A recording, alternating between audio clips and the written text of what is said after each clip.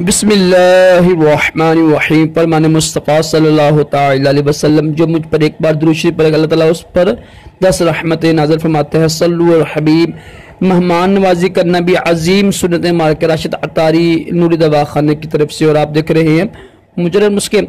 आज नुस्खा लेकर आए हैं। वो बच्चे होते हैं ना, बच्चों की ऐनकें होती जो है, जिनकी बच्चों की नज़रें कमज़ोर होती है ना, तो ऐनक से निजात के लिए इंशाल्लाह ये नुस्खा आप इस्तेमाल कीजिएगा। 1 महीना दिन रात यानी सुबह शाम ना।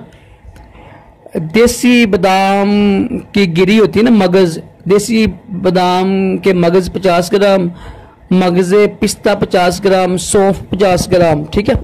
और जो है ना सब्ज़ इलायची और सफ़ेद मिर्च 5-5 ग्राम, आधा पाव मिश्री, सबको बारीक सूप बना लीजिएगा। सुबह शाम दूध के साथ इस्तेमाल करो 1-1 चम्मच। इंशाल्लाह ऐनक से निजात मिल जाएगी बच्चों को। सल्लु अल हबीब।